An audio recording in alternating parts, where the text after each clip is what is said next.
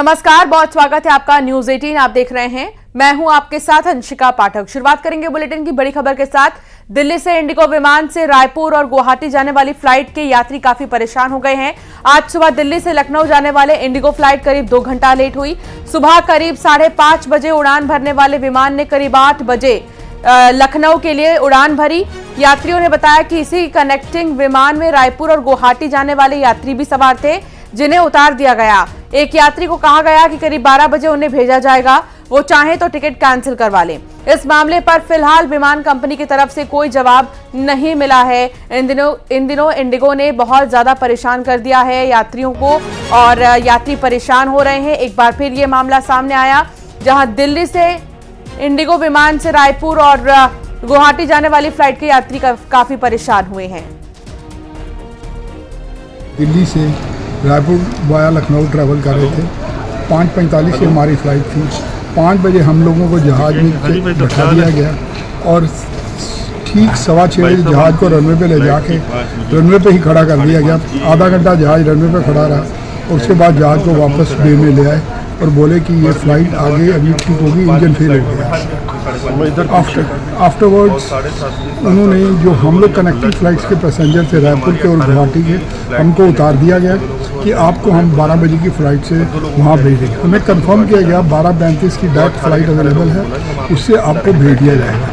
वहाँ से हम लोग पैदल चल के यहाँ पहुँचे। जब इनके काउंटर पे T3 पे आए हैं तो इन्होंने कहा जी कि ये फ्लाइट फुल हो चुकी है, इसमें हम नहीं भेज सकते। इतना झूठ बोला गया, हमको वहाँ से डिबोर्ड करा के हमें परेशान करके यहाँ पे लाया गया। अब किसी को कोई एक फ्लाइट में डाला गया, किसी को एक में, कोई रात को जाएगा, कोई केवल 2 टिकट अवेलेबल। शंकर आनंद संवाददाता साथ जुड़ गए हैं। शंकर, आखिर क्या समस्या आ रही है, पता चल पाया है क्या? देखिए, जिस तरह से अभी कुछ यात्रियों से हमारी बातचीत हुई, ये मामला जो है इंडिगो की विमान संख्या 6E5327 का है और ये विमान आज सुबह में 5:30 बजे के लगभग में दिल्ली से लखनऊ जाना था और उसी विमान में कई ऐसे यात्री थे जो जिनको रायपुर जाना था और गुवाहाटी जाना था। तकरीबन ऐसे 18 पैसेंजर थे जो उस कनेक्टिंग फ्लाइट में बैठे हुए थे। और सबसे बड़ी बात है कि इसमें कई ऐसे भी यात्री हैं जिनको वहां पे जाकर के लखनऊ पहुंचने के बाद उनको फिर दूसरे फ्लाइट वहां से लेना था। कनेक्टिंग फ्लाइट थी और उसका भी तय समय जो है पहले से तय था। लेकिन जिस तरह से यात्रियों को कहना है कि उन्हें आज सुबह में नहीं ले जा करके, जिस तरह से उनको 12 बजे का टाइम दिया गया, बाद में 12 बजे वाली जो फ्लाइट है उसमें भी टिकट पहले से फुल हो चुकी है, तो अब उनके पास कोई ऑप्शन नहीं रह जाता है। या तो फिर वो शाम में या वो टिकट कैंसिल करा लें। तो इस तरह का जो ऑप्शन दिया गया, तो इस तरह का आरोप उन कुछ यात्रियों का है और 18 पैसेंजर जो हैं वो फिलहाल परेशान हो रहे थे। इन्हीं में कुछ यात्रियों से हमारी बातचीत हुई। हालांकि इस मामले पर इंडिगो विमान के द्वारा अभी स्टेटमेंट जो है वो अभी तक नहीं मिला है, ना ही इस मामले में औपचारिक तौर पर बताया गया है कि इन यात्रियों की क्या परेशानियां थी, किस तरह से ये परेशानियां सामने आई हैं। तो देखना लाजमी होगा कि इंडिगो विमान के द्वारा इन यात्रियों की परेशानी कब तक सॉल्व किया जाएगा। और मध्य प्रदेश जाने वाले कई ऐसे जो लोग हैं जो रायपुर जाना थे। ठीक है, हमारे साथ एक यात्री भी जुड़ गए हैं, नरेश उनका नाम बताया जा रहा है। नरेश, क्या समस्या आ रही है इंडिगो फ्लाइट पे, क्या बताया जा रहा है वहां पर? मैडम देखिए, हमको 5:30 का Delhi to Lucknow, Lucknow to Raipur connecting flight था और हम सबको 4:45 को प्लेन में बोर्ड कर दिया गया था और आधा 1 घंटे के बाद फ्लाइट रनवे के पास ले जाएगा टैक्सी वे पे, लेकिन फिर वापस उसको जहां से बोर्ड करा था वहीं लगा दी गई फ्लाइट। उसके बाद जब 6:30 बजे सब लोगों ने परेशान होकर शुरू करा कि हमारी कनेक्टिंग फ्लाइट है, तो दे सेड कि आपको सबको हम जो 16 पैसेंजर थे लखनऊ टू रायपुर कनेक्टिंग थे, 2 लोग गुवाहाटी जाना था। हाँ। सबको बोला गया कि आपको 12:30 की फ्लाइट है दिल्ली टू रायपुर डायरेक्ट, उसमें सबको टिकट दे रहे हैं, आप आ जाइए अपना लगेज लेके। हम लोग लगेज लेके नीचे काउंटर पर आ गए। उसके बाद वहां पर काउंटर पे बताया गया कि कोई फ्लाइट में सीट अवेलेबल नहीं है, आप सबको या तो टिकट का रिफंड लेना होगा या फिर आपको इवनिंग की फ्लाइट या कल सुबह की फ्लाइट से भेजा जाएगा। जिसमें कुछ सीनियर सिटीजन भी थे, यंगस्टर्स भी हैं, कुछ गर्ल्स थे जिनको आगे ट्रेवल करना था रायपुर से। तो सभी लोग परेशान हैं। अभी भी मोस्ट ऑफ द लोगों को काउंटर पर ही टिकट नहीं मिल रहा है और इंडिगो का स्टाफ बड़ा मिसबिहेव कर रहा है। अब एक चीज और नरेश जी ये भी बताइएगा कि कोई टेक्निकल फॉल्ट की बात कह रहे हैं क्या, या फिर फैसिलिटीज कम है, या इतना इंफ्रास्ट्रक्चर इनका नहीं नजर आ रहा? नहीं, इंफ्रास्ट्रक्चर क्या है कि देखिए, आपको जब झूठ बोल के हाँ। सबसे बड़ा प्रॉब्लम क्या, अगर हमको वहीं बता दिया जाता है कि आपकी हाँ। फ्लाइट को कैंसिल करना है, हम सबको आश्वासन दिया गया कि आपको सबको 12:30 की फ्लाइट में एडजस्ट करके दिल्ली टू रायपुर भेज दिया जाएगा। जब हम लोग काउंटर पर आ गए तो वहाँ काउंटर पे बताया गया कि उसमें कोई सीट अवेलेबल ही नहीं है। अगर इतनी महंगी टिकट खरीदने के बाद भी अगर पैसेंजर के साथ तो ऐसे ठगा जाएगा सबको, तो पैसेंजर कहाँ जाएगा? यहाँ कोई सुनने को तैयार नहीं। आप और अब क्या कहा जा रहा है? अब क्या कहा जा रहा है? अब भी आप वेट कर रहे हो? टिकट कैंसिल करा लीजिए, या फिर शाम की इवनिंग की फ्लाइट है वो ले लीजिए, और या फिर कल सुबह की फ्लाइट लीजिए। सबके अपने अपने काम है, सबका अपना शेड्यूल है। एक हफ्ते पहले 10 दिन पहले इतनी महंगी टिकटें बुक की जाती हैं, तो उसके बाद भी फैसिलिटी के नाम पे कुछ नहीं है, और लोगों को झूठ आश्वासन देके फ्लाइट से उतार लिया जाता है। बहुत शुक्रिया नरेश जी बात करने के लिए। हमारी कोशिश यही होगी कि आपकी समस्याएं दूर हो, क्योंकि प्रमुखता से न्यूज 18 ये खबर दिखा रहा है कि दिल्ली से जितने भी लोगों को रायपुर और गुवाहाटी की कनेक्टिविटी है, बहुत परेशानी हो रही है। 12 बजे फ्लाइट से भेजने की बात कही गई थी, लेकिन अब तक कोई जवाब इंडिगो की तरफ से इस पूरे मामले में नहीं आया है। आखिर क्यों यात्रियों के साथ खिलवाड़ कर रहा है इंडिगो? इंडिगो में ऐसी क्या समस्याएं आ रही हैं? बीते कई दिनों बहुत सी खबरें आई थी टेक्निकल फॉल्ट और ऐसी कई समस्याएं, लेकिन अभी भी इसी तरह इंडिगो की व्यवस्था चरमराई सी नजर आ रही है। पॉप फ्रांसिस पर किए गए केरल कांग्रेस के ट्वीट पर बवाल मचा, तो केरल कांग्रेस ने फिर एक पोस्ट करके माफी मांगी और कहा है कि किसी धर्म का तिरस्कार करना कांग्रेस की परंपरा नहीं है। दरअसल केरल कांग्रेस ने इटली में प्रधानमंत्री मोदी और पॉप के मुलाकात की फोटो साझा करते हुए तंज कसा था और लिखा था कि आखिरकार पॉप को भगवान से मिलने का मौका मिल गया।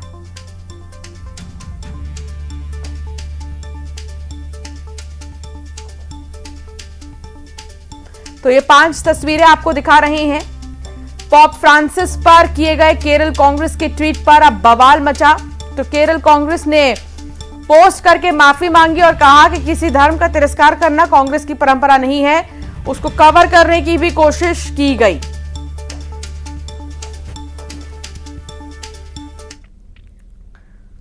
आगे बढ़ेंगे। दिल्ली में पानी पर छिड़ा संग्राम थमने का नाम नहीं ले रहा है। दिल्ली के छतरपुर में पानी की किल्लत के खिलाफ हो रहे प्रदर्शन के दौरान जल बोर्ड के दफ्तर पर हमला हो गया। प्रदर्शनकारियों का गुस्सा अचानक से फूटा और उन्होंने पुलिस के सामने ही जल बोर्ड के दफ्तर पर जमकर मटके फेंके, जिससे दफ्तर के शीशे टूट गए। दिल्ली की जल मंत्री आतिशी ने दिल्ली पुलिस कमिश्नर को पत्र लिखकर दिल्ली की मुख्य पाइपलाइन को सुरक्षा देने की अपील की। आतिशी ने आरोप लगाया है कि दिल्ली में पानी की परेशानी बढ़ाने के लिए षड्यंत्र रचा जा रहा है। दिल्ली जल बोर्ड के ऑफिस पर पथराव, भीड़ का निशाना बना दफ्तर, जल बोर्ड ऑफिस के शीशे टूटे। दिल्ली में बीजेपी का मटका फोड़ प्रदर्शन, बूंद बूंद को तरसती दिल्ली में आरोप प्रत्यारोप की लड़ाई। ये मटका नहीं, गुस्सा फूट रहा है। प्यासी, तड़पती और त्राही त्राही करती दिल्ली की आवाम आउट ऑफ कंट्रोल हो रही है, क्योंकि पानी के लिए दिल्ली में टैंकर युद्ध शुरू हो चुका है। दिल्ली का कंठ इस कदर सूख चुका है कि लोग दहाड़ मार रहे हैं। सरकार से गुहार लगाने के लिए भरी दोपहरी में कहीं मटके फोड़े जा रहे हैं, तो कहीं खाली बाल्टियां लेकर सरकार के खिलाफ नारेबाजी की जा रही है। और चौंकाने वाली बात, ये तस्वीरें राजधानी के 1-2 इलाके की नहीं, बल्कि कई हिस्से की हैं। दिल्ली में पानी की मारामारी ऐसी है कि टैंकर आता नहीं कि खाली हो जाता है। लोग सुबह से ही लाइन में लग जाते हैं, क्योंकि जरा सी भी देर हुई तो नहाना तो दूर, पीने का पानी भी नसीब नहीं हो रहा। गीता कॉलोनी, गोविंदपुरी, ओखला, चिल्ला गांव, और यही वजह है कि टैंकर के पहुंचते ही पानी के लिए मारामारी शुरू हो जाती है। घंटों इंतजार और मशक्कत के बाद लोगों को बाल्टी भर पानी नसीब होता है। दिल्ली के गीता कॉलोनी, गोविंदपुरी, ओखला और चिल्ला गांव से जो तस्वीरें आई, उसने दिल्ली के जल संकट के व्यापक होने का खौफ पैदा कर दिया है। सरकारों के पास भी दिल्ली के लोगों की ये तस्वीर पहुंच रही है, लेकिन जिम्मेदार लोग तो आरोप प्रत्यारोप का खेल खेलने में व्यस्त हैं। दिल्ली की जल मंत्री आतिशी ने बड़ा आरोप लगाया है। उन्होंने कहा है कि दिल्ली में पानी की परेशानी बढ़ाने के लिए पाइपलाइन काटने की साजिश हो रही है। इस षड्यंत्र के कारण साउथ दिल्ली में आज 25% पानी की कमी हुई है। आतिशी ने दिल्ली पुलिस कमिश्नर को पत्र लिखा है। उन्होंने दिल्ली में मुख्य वाटर पाइपलाइन को सुरक्षा देने का आग्रह किया है। कल उस पानी की पाइपलाइन में लीकेज हुई, उस लीकेज और काफी सीवियर लीकेज हुई। आप ये देख सकते हैं कि बहुत बड़ी लीकेज वहां पे हो रही थी। जब हमारी पेट्रोलिंग टीम को ये पता चला तो रिपेयर के लिए टीम भेजी गई। वहां ये पाया गया कि बहुत बड़े बड़े बोल्ट, 12 इंच के बोल्ट, 4-4, 5-5 सेंटीमीटर लंबे बोल्ट को काट कर वहां पर छेद किया गया था पाइपलाइन में। तो ऐसा लग रहा है कि कुछ षड्यंत्र हो रहा है। दिल्ली की जल मंत्री आतिशी के आरोपों का जवाब दिया दिल्ली से सांसद बांसुरी, स्वराज और मनोज तिवारी। लेकिन मैं पूछना चाहती हूँ माननीय मंत्री आतिशी जी से, किस मुंह से वो दिल्ली जल बोर्ड के अधिकारियों पे दोषारोपण करती है? किस मुंह से वो बाकी प्रदेशों पे, हरियाणा पे दोषारोपण करती है? पहले कांग्रेस फुलाती थी, आज आम आदमी पार्टी फुला रही है। हरियाणा से, यूपी से अगर पानी बढ़ाकर नहीं दिया जाता तो इनके टैंकरों को भी पानी नहीं मिलती, मगर ये पानी देना नहीं चाहते, पानी बेचना चाहते हैं। बीजेपी ने जल संकट के बीच आम आदमी पार्टी और दिल्ली के मुख्यमंत्री अरविंद केजरीवाल पर आरोप लगाया है कि उन्होंने साल 2013 में ये वादा किया था कि दिल्ली को 24 घंटे साफ पानी उपलब्ध कराएंगे, लेकिन केजरीवाल का वो वादा 11 साल बाद भी पूरा नहीं हो पाया। आज भी दिल्ली की जनता 2 बूंद पानी के लिए तरस रही है। अरविंद केजरीवाल ने 2013 में दिल्ली के लोगों से वायदा किया कि हम दिल्ली के लोगों को 24 घंटे क्लीन वाटर उपलब्ध कराएंगे। आज 10 साल हो गए हैं, दिल्ली के लोग बूंद बूंद पानी के लिए तरस रहे हैं। अब आपको दिल्ली को पानी की कितनी जरूरत है और किल्लत का फर्क भी बताते हैं। दिल्ली में रोजाना 129 करोड़ गैलन पानी की जरूरत है, जबकि 96.9 करोड़ गैलन प्रतिदिन ही मिल पाता है। हर दिन 32.1 करोड़ गैलन पानी की कमी है, यानी दिल्ली में रोजाना 32.1 करोड़ गैलन पानी की कमी है। ये किल्लत हर साल के साथ बढ़ती जा रही है। पानी की इस कमी पर घनघोर राजनीति होती है, लेकिन गर्मी का मौसम खत्म होते ही पानी का मुद्दा खत्म हो जाता है। लेकिन इस बार राजनीतिक पार्टियों के साथ ही दिल्ली वाले भी आर पार के मूड में हैं। पानी आ रहा नहीं है, कभी तो एकदम आ जाता है, कभी एकदम चले जाता है। रेता आ रही है, 33 रुपए की बोतलें आ रही हैं खरीद के। किसी के पास पैसे नहीं है तो मांग के पानी ला रहे हैं। ऐसी स्थिति पहले कभी नहीं हुई जो अब हो रही है साल भर से। ड्राई कैपिटल बनी दिल्ली में 1-2 जगह जल का संकट हो ऐसा भी नहीं है। दिल्ली के 17 इलाके इस वक्त पानी की भयंकर किल्लत से जूझ रहे हैं। मयूर विहार, संगम विहार, देवली, नजफगढ़, महिपालपुर, ककरोला, उत्तम नगर, गीता कॉलोनी, संजय कैंप, रोहिणी, बेगमपुर, वसंत कुंज, चिल्ला गांव, बेगमपुर, सुल्तानपुरी, मंगोलपुरी, जहांगीरपुरी। 1 दशक से दिल्ली में आम आदमी पार्टी की सरकार है। हर गर्मी में ये पानी का संकट आता है। ये संकट क्यों आता है? क्योंकि ये प्राकृतिक संकट नहीं है, माननीय मुख्यमंत्री अरविंद केजरीवाल जी की सरकार द्वारा बनाया हुआ संकट है, ताकि वो अपने भ्रष्टाचार को प्रोत्साहित कर सके, ताकि वो इलीगल टैंकर माफिया को प्रोत्साहित कर सके। लेकिन माननीय मंत्री आतिशी जी को प्रेस वार्ताओं से फुर्सत कहाँ मिलती है? अब समझिए कि दिल्ली में पानी के संकट की असली वजह क्या है। दिल्ली के पास पानी का अपना कोई सोर्स नहीं है, जिस वजह से उसे पड़ोसी राज्यों पर निर्भर रहना पड़ता है। दिल्ली में पानी की आपूर्ति हरियाणा की तरफ से आने वाली यमुना नदी, उत्तर प्रदेश की तरफ से गंगा नदी और पंजाब की तरफ से भाखरा नांगल बांध से होती है। दिल्ली जल बोर्ड के आंकड़ों के मुताबिक दिल्ली को रोज 129 गैलन पानी की जरूरत है, जबकि यमुना, गंगा और भाखरा नांगल बांध से 97 करोड़ गैलन ही आपूर्ति हो पाती है। गर्मी में दिल्ली में पानी की डिमांड और भी ज्यादा हो जाती है और इससे दिल्ली में पानी का संकट गहरा हो जाता है। लेकिन यह संकट खत्म कैसे होगा, इस पर सभी राजनीतिक पार्टियों को बैठकर सोचने की जरूरत है। 840 दिन से ज्यादा की जंग करने के बाद अब पुतिन ने बहुत बड़ा खुलासा कर दिया है। पुतिन ने साफ कह दिया है कि रूस ने जंग में 7 लाख सैनिक उतार दिए हैं। इधर यूक्रेन दावा कर रहा है कि उसने रूस के लड़ाकू विमानों को जमीन पर ही तबाह कर दिया। За Россию! За победу! Ура!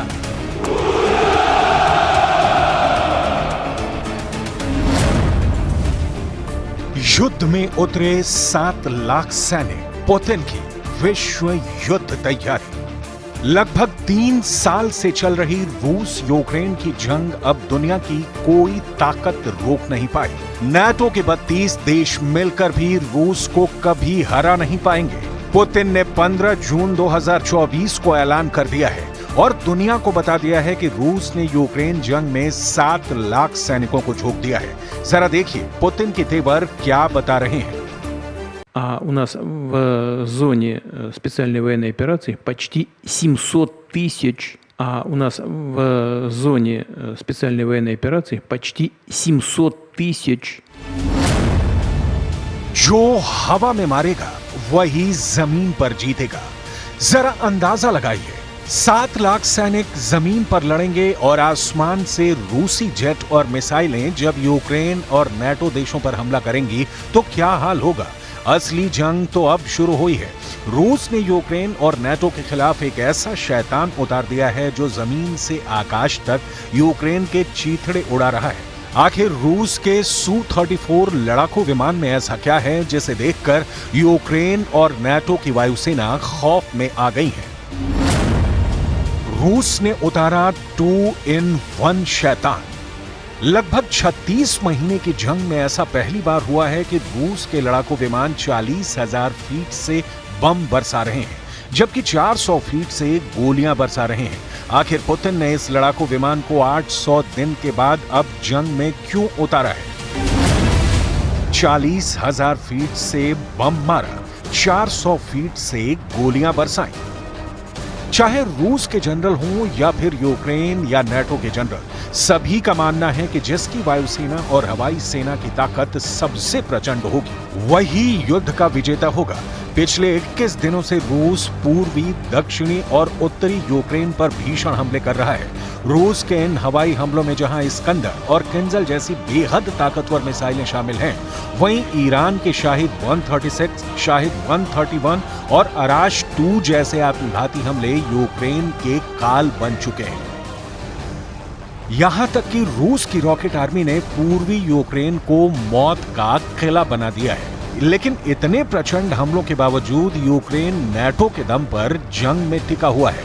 इसलिए अब पुतिन ने अपने जनरलों के साथ मिलकर रूस का एक ऐसा लड़ाकू विमान जंग में उतार दिया है जो यूक्रेन की राजधानी कीव समेत 8 शहरों पर भयानक गोलाबारी कर रहा है।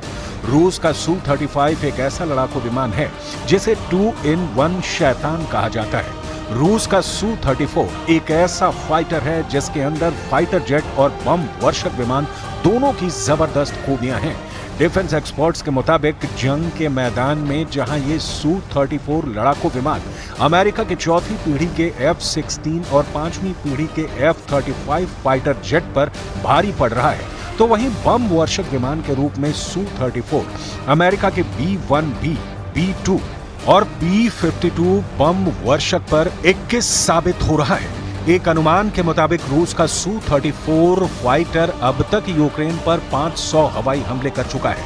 आप भी जान लीजिए कैसा है रूस का Su-34 लड़ाकू विमान। रूस ने उतारा 2-in-1 शैतान। Su-35 2 इंजन वाला, 2 सीट वाला लड़ाकू विमान है। सभी मौसम में काम करने वाला मीडियम रेंज का सुपरसोनिक बम वर्षक और स्ट्राइक लड़ाकू विमान है। यानी Su-34 बम वर्षक की तरह बम बरसाता है और फाइटर जेट की तरह गोलियां बरसाता है। Su-34 2000 किलोमीटर प्रति घंटे के उच्चतम गति से उड़ान भर सकता है। Su-34 4000 किलोमीटर तक गोलीबारी कर सकता है। रूस का दावा है कि Su-34 45,100 किलोग्राम के वजन के साथ उड़ान भर सकता है। अगर इसकी लंबाई की बात करें तो ये 72 फुट और 2 इंच लंबा है, जबकि इसकी ऊंचाई 19 फुट और 5 इंच है। अपने विशाल आकार के बावजूद Su-34 क्रूज मिसाइलों और 8 टन के बमों के साथ सटीक हमला करता है। पुतिन ने अमेरिका समेत नाटो के 32 देशों को सीधी धमकी दी है कि अगर रूस को छेड़ा तो फिर रूस घर में घुसकर मारेगा। पुतिन ने साफ धमकी दी है कि यूरोप और पश्चिमी देश अगर रूस के खिलाफ कोई कदम उठाते हैं तो रूस बहुत बड़े युद्ध के लिए पूरी तरह से तैयार है। पुतिन ने तीसरे विश्व युद्ध से लेकर परमाणु जंग तक का इशारा किया है। पुतिन और रूसी सैनिकों ने जोरदार हुर्रे का नारा लगाकर रूस से इरादे जता दिए हैं। Ура! जून महीने में यूक्रेनी सेना हर 2 दिन बाद दावे कर रही है कि उसने रूसी सेना के सुखोई 57 जैसे लड़ाकू विमानों को ड्रोन हमलों में मार गिराया है। यूक्रेन को अपनी ड्रोन ताकत पर इतना नाज है कि अब उसने दावा किया है रूस का फाइटर और बॉमर दोनों खूबियों वाले सुखोई 34S को उसने उड़ा दिया है। लगभग 4 से 5 सुखोई 34S को मारने का दावा यूक्रेन कर रहा है। कुल मिलाकर पुतिन के तेवर बेहद खतरनाक और विनाशक हैं। ऐसा लग रहा है कि दुनिया पुतिन के क्रोध को भांप नहीं पा रही है। अगर नाटो ने रूस को तबाह करने की कोशिश की तो रूस अपने वजूद को बचाने के लिए दुनिया को तीसरे विश्व युद्ध में जरूर झोंक देगा। बकरीद से पहले हमास लड़ाकों ने इजरायली सेना पर बहुत बड़ा हमला किया। आप यकीन नहीं मानेंगे, रफा में हमास ने महज एक एंटी टैंक मिसाइल से इजरायल की बख्तरबंद वाहन उड़ा दिए। हमास के इस हमले में इजरायल का एक डिप्टी कमांडर समेत 8 इजरायली सैनिक मारे गए। हमास के इस हमले के बाद इटली की पीएम जॉर्जिया मेलोनी ने पीएम नेतन्याहू से साफ कहा है कि गाजा जंग में इजरायल बुरी तरह से फंस गया है। मार दिए 8 सैनिक, हमास के जाल में इजरायल। पिछले 100 दिनों से इजरायली सैनिक यही समझने की कोशिश में जुटे हैं कि लगभग तबाह हो चुका हमास उन पर हमले कैसे कर रहा है और इतने ज्यादा इजरायली सैनिक गाजा में क्यों मारे जा रहे हैं। रफा, खान यूनुस, दक्षिणी गाजा, जबालिया कैंप के पास जिस तरह से हमास के लड़ाके चुन चुन कर इजरायली सैनिकों को मार रहे हैं, उसकी वजह से प्रधानमंत्री नेतन्याहू की नींद उड़ गई है। हमास के लड़ाकों का सबसे ताजा और भीषण हमला एक बार फिर से रफा में हुआ है, जिसमें इजरायल के 8 सैनिक मौके पर ही मारे गए हैं। हमास का यह हमला इतना घातक और भीषण था कि इजरायली सैनिकों को बचने का मौका तक नहीं मिला। हैरानी की बात तो यह है कि मारे गए इजरायल के 8 सैनिक बख्तरबंद लड़ाकू वाहन नामेर में बैठे थे, जो खतरनाक धमाकों को सहन कर सकता था। लेकिन हमास ने इस बार इस तरह से हमला किया है। इजरायल के सभी 8 सैनिक नामेर बख्तरबंद लड़ाकू वाहन में मारे गए। रिपोर्ट्स के मुताबिक यह हमला कैसे हुआ, इसे आप जरा एनिमेशन से समझ लीजिए। रिपोर्ट्स के मुताबिक रफा में जिस वक्त 8 सैनिकों वाली इजरायली टुकड़ी हमास के ठिकाने पर कब्जा करने जा रही थी, उसी वक्त इमारतों के मलबे के पीछे छिपे हमास के लड़ाकों ने इजरायल के बख्तरबंद लड़ाकू वाहन नामेर पर एंटी टैंक मिसाइल से बेहद पास से हमला किया। एंटी टैंक मिसाइल ने जैसे पलक झपकते ही इजरायली बख्तरबंद लड़ाकू वाहन नामेर की धज्जियां उड़ा दी। हमास की एंटी टैंक मिसाइल का धमाका इतना जबरदस्त और तेज था कि बख्तरबंद वाहन में बैठे इजरायल के 8 सैनिक मारे गए। इजरायल ये भी दावा कर रहा है कि हमास ने एंटी टैंक मिसाइल के साथ साथ घातक IED धमाकों का भी इस्तेमाल किया है, जिसकी वजह से नामेर बख्तरबंद लड़ाकू वाहन तबाह हो गया और इजरायल के 8 सैनिक मारे गए। סרן ווסים מחמוד, סגן מפקד פלוגה ו7 מלוחמיו נפלו לפנות בוקר במהלך התקפה על תל סולטן שברפיח. לשעות הבוקר המוקדמות गाजा जंग पर पूरी दुनिया की निगाह टिकी है। अमेरिका की बाइडेन सरकार बार बार पीएम नेतन्याहू से कह रही है कि गाजा जंग को अब रोक दो, लेकिन नेतन्याहू ने कसम खा ली है चाहे जो हो जाए इजरायल तब तक जंग नहीं रोकेगा जब तक हमास का पूरी तरह से सफाया नहीं हो जाता है। 8 सैनिकों के मारे जाने के बाद भी नेतन्याहू के आक्रामक तेवर बने हुए हैं। लेकिन जिस तरह से पिछले 100 दिन में हमास के लड़ाकों ने इजरायली सेना पर हमले किए हैं, उसने पूरी दुनिया को हैरान कर दिया है। यहां तक कि G7 की मीटिंग के दौरान इटली के प्रधानमंत्री जॉर्जिया मेलोनी ने साफ कह दिया है कि इजरायल हमास के जाल में बुरी तरह से फंस गया। ऐसा लग रहा है जैसे इजरायल एक जाल में फंस रहा है। गाजा में हमास को इसे अलग थलग करना था। इजरायल के दोस्तों को इजरायल को स्पष्ट मदद देने की जरूरत है। उसकी सुरक्षा के लिए इजरायल के साथ इटली है। हम बिल्कुल यही कर रहे हैं। बुलेटिन में फिलहाल इतना ही।